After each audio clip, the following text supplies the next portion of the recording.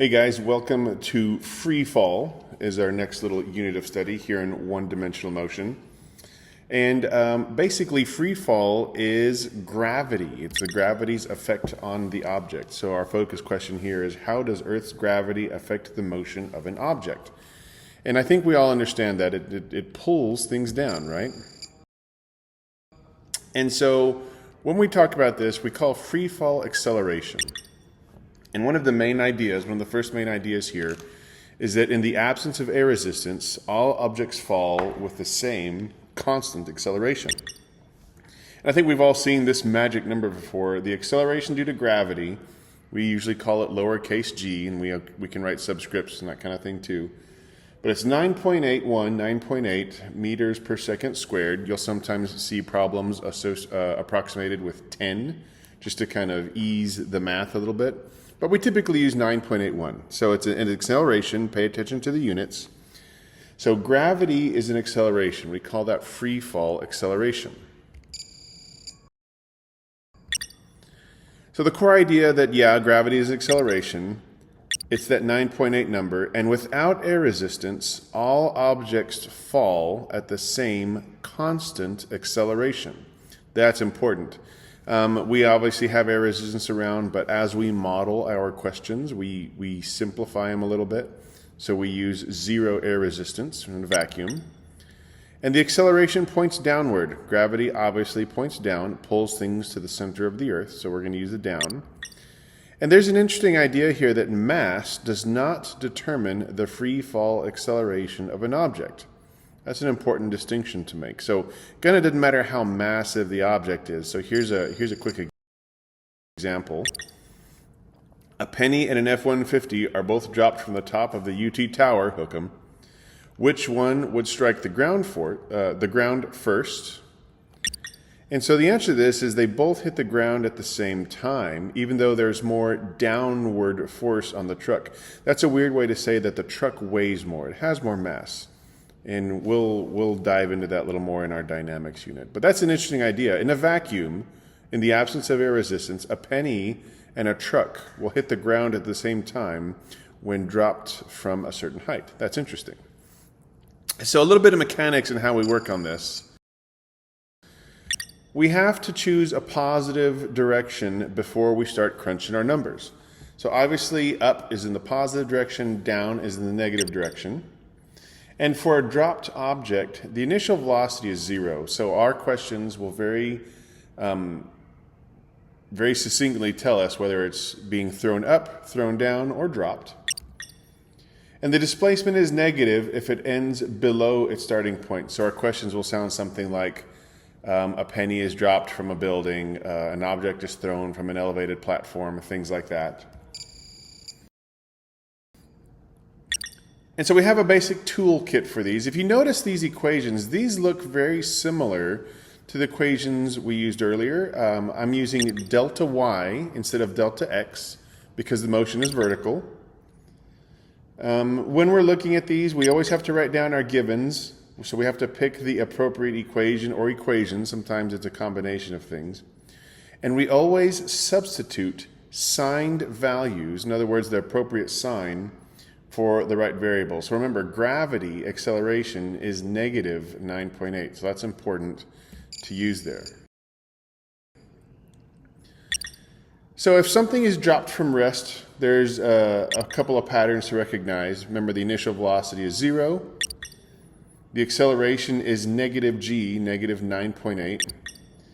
And if it's dropped from rest, the displacement, delta y, is negative h. And so what I'm doing here is I'm just substituting here into the first equation, this is the second equation, the delta equals v naught t plus 1/2 at squared. And this very quickly tells me how long something takes to fall if it's dropped. So here's a kind of a little quick question here. How fast is it going? So when we talk about how fast something's going, we look at the absolute value of its velocity. And so a little bit more on that later, but when we take the absolute value of something, we disregard the negative, of course, but when I square something, it's the plus or negative side. So if you remember, we're dropping an object, it's falling in the down direction, which is the negative. So its velocity, that vector quantity, is pointing downward, so it has to be negative. And so a little bit more on that when we start working through our questions. Quick example here. We have an object dropped from a height h, so this is symbolic for the most part.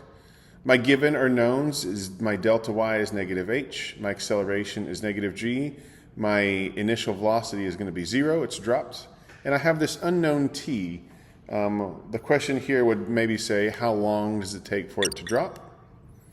So I'm going to use this equation here, that second kinematic, delta y equals v naught t plus 1/2 at squared. Here I've subbed everything in. Notice those negatives end up dropping out, because ultimately I have to take the square root to get to what's underneath. Henceforth, therefore, we get a positive value for t. In this case, the negative wouldn't make sense. I wouldn't be able to have a negative time unit for this particular question. So a couple things to know about this objects thrown upwards idea is that gravity never switches off. Right? Gravity is always going to be on it, always going to pull things, so something will always be accelerated by gravity. But there's an interesting thing that happens to the velocity. At the top of its path, the velocity is 0. It stops moving for like a micromillisecond, a tiny moment in time. The velocity is 0. It stops moving. Acceleration everywhere is still negative 9.8 seconds, whether it's at the beginning, middle, 3/4 of the way through, 1% of the way through, it's always going to be negative 9.8 meters per second squared. And basically, on the upside, going up, velocity is positive. Going down, velocity is negative. And acceleration is always negative 9.8 meters per second squared. So I think that's a pretty important thing to remember. And then in this context, everything is symmetric. There's a mirror image from the top of the path from the beginning to the end. But it only matters when the start and end heights match up. So if the launch height is the same as the final height, right, they come back to the same level, they have the same speed magnitude on return. So basically what it means is this. If a ball is thrown up at 35 meters per second, at the very apex of its path, it'll have 0 meters per second. And then when it hits your hand again, or the launch height, it will have negative 35 meters per second velocity when it returns. But it's still going at 35 meters per second, its speed at the initial and final height. So that's an important distinction to make for that. And then the last thing I want to talk about real quick is just a problem-solving routine, right? You're going to sketch the motion. It's really important to do that because we can label that. We can identify like certain critical areas. Up is going to be positive, down is negative. Again, list the knowns and unknowns. That's going to help us to solve these things. We're going to choose the equations or equations that would appropriately solve our question for us. Substitute and solve, and so we're almost done. And then the last thing that we have to do is interpret what the answer says. Does it make sense? If a ball is going up, it can't have a negative velocity, and just in the same way, it can't have a positive velocity if we expect the ball to be going down.